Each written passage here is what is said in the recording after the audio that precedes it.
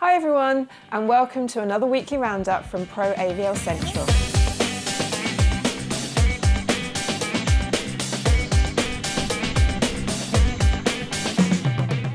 You're stuck with me this week as everyone else is away travelling, with Richard, Sue and Simon jetting off to various parts of the world.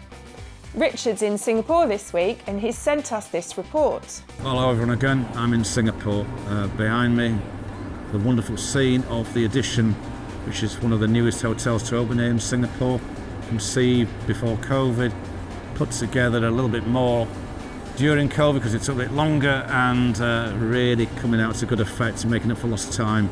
Stunning AV applications in terms of visuals, sound quality, and that is the only hotel to have opened its doors, but there are plenty here. They've all changed the names as well. There's been a bit of a reshuffle of hotels in the region.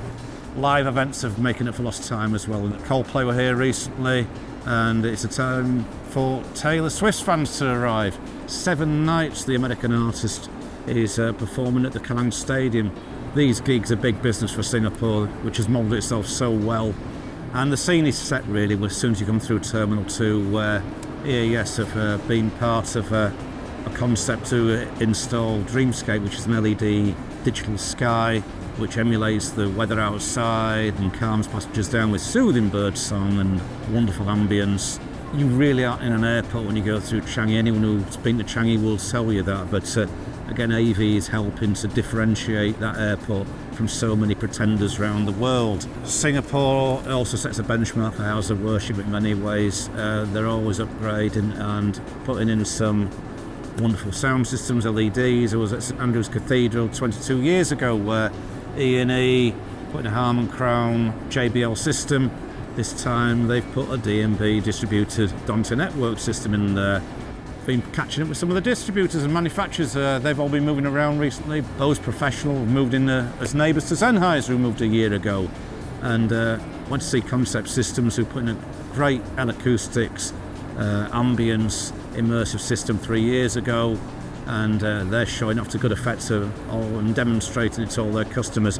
I've only got 2 days left to sort of take it all in properly before I board a flight to KL, where I'll catch up with you next week at the ABU. Back to the studio, and I hope it's all well. Feeling a bit warmer back home, and catch up with you soon. Thanks Richard. Sue and Simon are spending a week in Dubai and have sent us an update of what they've been up to. Thanks Karen. Well, it seems we couldn't have picked a better week to come to Dubai. The weather here at the moment is absolutely glorious. Now, things kicked off on Monday with a trip to Abu Dhabi to find out more about the UAE's first all-digital Dolby Atmos setup at Barco Studios. And then we headed back to Dubai and toured Nexo's first local install since being taken on by Thompson in the Middle East recently. Then on Wednesday, I had the privilege of sitting in on a training demo session where Sennheiser took a bunch of local systems integrators through its Team Connect ceiling family. Interestingly, demand for the sessions was so high that the Middle East team there has had to split their program up into 3 distinct sessions over the coming months. And that brings me to here, inside Yamaha's new training facility in Jebel Ali.